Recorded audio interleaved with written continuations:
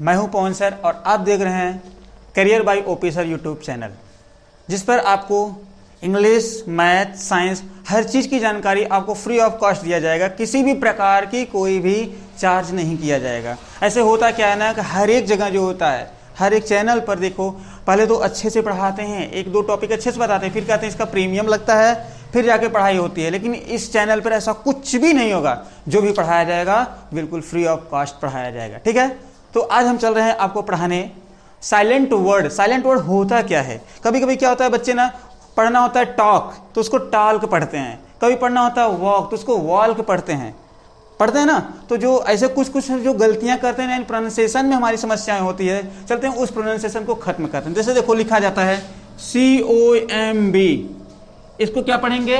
Com. क्या पढ़ेंगे? Com पढ़ेंगे, कॉम पढ़ेंगे। लेकिन इसको पढ़ते क्या है? कभी कभी पढ़ते हैं कॉम्ब, ये कॉम्ब पढ़ते हैं, जो कि ये गलत होता है। समझ में आया? कुछ इस प्रकार से कॉम्ब लिखा गया है, ऐसे कॉम्ब नहीं, इसे कॉम पढ़ते हैं। राइट, हमने लिखा है वॉक। क्या लिखा है? वॉक लिखा है, ये वॉक लिखा है। लेकिन बच्चे कुछ जो पढ़ाई करते हैं ना, तो वो नहीं समझ पाते हैं बेचारे, उनको क्या बोल देते हैं? वॉल्क, ऐसे बोलते हैं वॉल्क, वॉल्क, जो कि ये गलत होता है। तो ऐसे बहुत प्रकार की तमाम जानकारियां जो कि इंग्लिश में पढ़ी हुई, ग्रामर में पढ़ा हुआ है, हर एक चीज जानकारी आपको मिलेगा। और साथ ही साथ मैं आपको बता दूं कि इस चैनल पर आपको कंपटीशन लेवल की तैयारी कराई जाती है। मतलब किसी भी प्रकार की अंग्रेजी में, मैथ में, साइंस में, basic Hindi, basic English, basic math, basic Hindi, यानी हर प्रकार की छोटी से लेकर बड़े उच्च लेवल तक की तैयारी पूर्ण रूप से कराई जाती है, फ्री ऑफ कॉस्ट। एक पैसे की जरूरत नहीं है, सिर्फ आप वीडियो में बने रहें, हर एक जानकारियां आपको मिलता जाएगा। जैसे देखो हमने क्या कहा, यहाँ पर कॉम्ब लिखा है, ये जो बी देख रहे हो ना, ये बी साइलेंट, इसको बोला नहीं जाता। लेकिन क्या होता है, जब नहीं पता रहता तो हम बोल देते हैं। इसे हम कॉम्ब कहेंगे तो ये गलत माना जाएगा। इसे वॉक कहा जाता है। अगर हम इसको वॉल्क कहते हैं, यानी वॉल्क, तो ये क्या होता है? गलत होता है। यदि आपको साइलेंट वर्ड पढ़ना है तो आप कॉपी और कलम लेकर बैठ जाओ, वीडियो के अंत तक बने रहो। आज आपका साइलेंट वर्ड पूर्ण रूप से क्लियर हो जाएगा।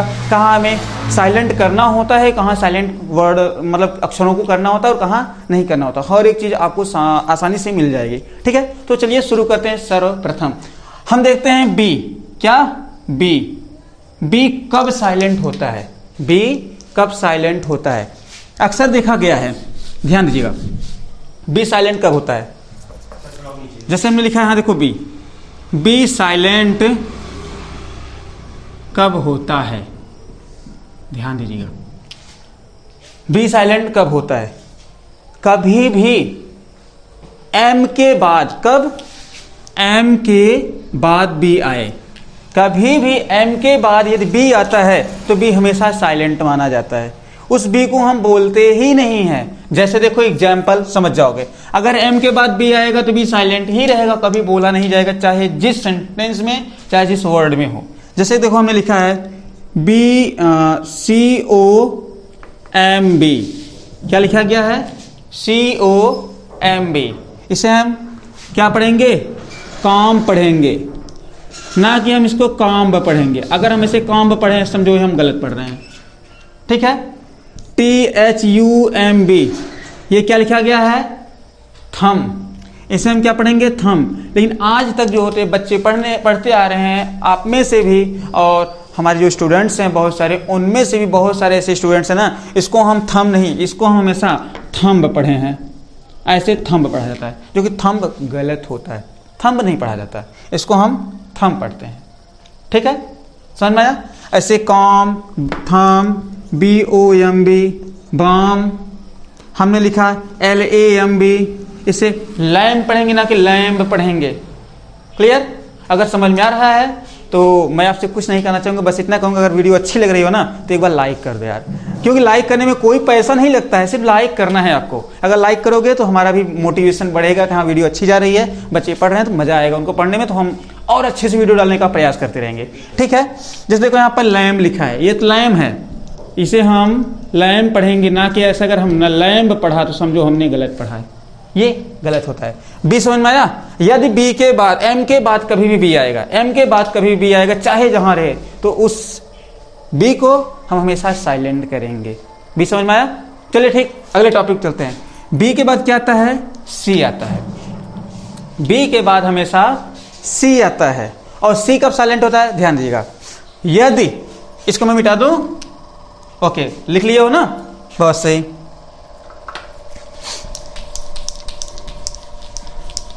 ध्यान दीजिएगा, सी कब साइलेंट होता है, एक मिनट, जस्ट 1 मिनट।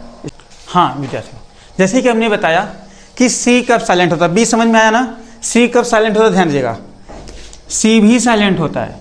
जैसे अगर एस के बाद कभी भी सी आ जाए, एस के बाद कभी भी सी आ जाए तो सी हमेशा साइलेंट होता है। जैसे हमने लिखा एस के बाद अगर सी आ रहा है तो सी क्या कहलाएगा, साइलेंट कहलाएगा। जैसे हमने लिखा SCIENCE, इसको क्या पढ़ेंगे, साइंस। बताओ सी साइलेंट है कि नहीं साइलेंट है। हमने लिखा SCESSOR, सीजर, क्या पढ़ते हैं इसको, सीजर। सीजर मीन्स कैंची होता है ना। एस के बाद यदि सी आता है तो सी साइलेंट होता है, अगर यहाँ भी एस के बाद सी आया तो सी साइलेंट होता है। हमने लिखा SCENE, सीन। सीन माने क्या होता है, कोई भी दृश्य। तो कहने का मतलब है ना कि अगर एस के बाद अगर सी कहीं भी दिखाई दे, समझो कि ये साइलेंट होने वाला है, कोई दिक्कत इसके अंदर नहीं होनी चाहिए। क्या सी समझ में आया, गुड, वेरी गुड। इसको आप लिखते रहें, साथ ही साथ इसको कॉपी में लिखते रहें, ताकि कभी ना ऐसा ना हो कि समस्या हो रही सर हमको नहीं आ रही है। और समझ में आ रहा है तो थोड़ा सा ध्यान दीजिएगा, बस वीडियो को लाइक करना है, चैनल को सब्सक्राइब करना है। और साथ ही साथ खुद ना पढ़ो, ये वीडियो है भैया, सबको पढ़ाओगे, जितना बांटोगे उतना आपको समझ में आएगा, ठीक है। तो अब बताइएगा, बी समझ में आया, सी समझ में आया। अब देखते हैं डी, डी कब साइलेंट होता है, ठीक है। तो आइए देखते हैं डी कब साइलेंट होता है।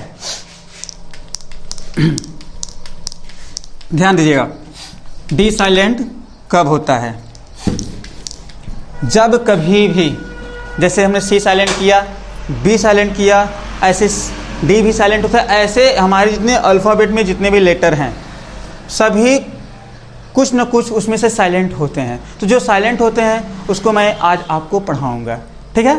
तो चलिए देखते हैं डी, डी कब साइलेंट होता है, डी साइलेंट कब होता है।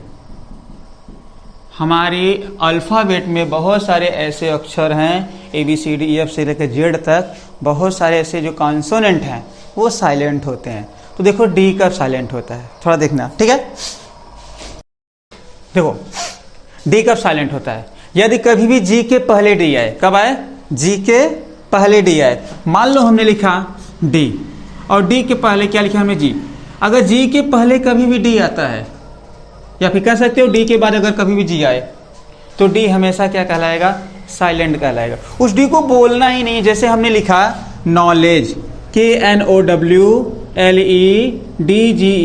इसको नॉलेज बोलेंगे कि नॉलेज बोलेंगे, डी को बोलना ही नहीं है। ये हमारा डी जो है वो साइलेंट है। जी के पहले यदि डी आया है तो डी क्या है, साइलेंट है। नॉलेज माने जानते हो क्या होता है, ज्ञान होता है। हमने लिखा EDGE, इसको हम एज नहीं बोलेंगे, इसको हम एज बोलेंगे, क्योंकि ये डी हमारा क्या है, साइलेंट है, ठीक है। जैसे नॉलेज साइलेंट है, एज साइलेंट है, ऐसे हमने लिखा BRIDGE, ये क्या लिखा है, ब्रिज। ब्रिज मीन्स पुल, समझ में आ रहा है ना। तो जी के पहले यदि कभी भी डी आता है तो डी समझ लो हमेशा साइलेंट रहता है। ये समझ में आ रहा है भैया, बहुत अच्छी बात है। कॉपी कलम लेके लिखिएगा, आप ऐसे सब वीडियो मत देखना। सिर्फ वीडियो देखने से क्या होता है ना, सिर्फ हम देखते हैं और बाद में भूल जाते हैं। तो ध्यान दीजिएगा, वीडियो भी देखते रहें और साथ ही साथ लिखते रहें, ठीक है। अब आगे बढ़ते हैं, BCDE, और अब क्या आएगा इसके बाद में, जैसे ABCDEF। देखो अगर ये समझ में आया कि नहीं आया, बी कब साइलेंट होता है, सी कब साइलेंट होता है, डी कब साइलेंट होता है। तो ठीक इसी प्रकार से हमारे जितने भी लेटर हैं सब, उसमें से कुछ लेटर, जितने अल्फ़ाबेट है, मतलब 26 लेटर्स हैं हमारे इंग्लिश अल्फ़ाबेट में, उसमें से कुछ लेटर जो होते हैं साइलेंट होते हैं, हमें पता नहीं होता। तो वो हर एक साइलेंट लेटर आपको पढ़ाया जाएगा और साथ ही साथ में समझाया जाएगा कैसे ये बनाया गया है, क्या रीज़न है क्यों साइलेंट किया गया है। साइलेंट करने का रीज़न बस होता है कि सिर्फ अर्थों में परिवर्तन करना, और कुछ नहीं होता है। तो यदि वीडियो अच्छी लग रही हो तो मैं एक बार फिर से आपके कहना चाहूँगा कि वीडियो को लाइक करें, चैनल को सब्सक्राइब करें और दोस्तों के साथ मिलकर के पढ़ाई करें, ठीक है। आज का वीडियो हम यहीं समाप्त करते हैं, फिर मिलते हैं अगली वीडियो में अगले लेटर को लेकर के साइलेंट करने के लिए। कि अगला वीडियो में क्या लेटर आएगा। ठीक है, तब तक के लिए आप सबके लिए धन्यवाद। Good bye, good luck.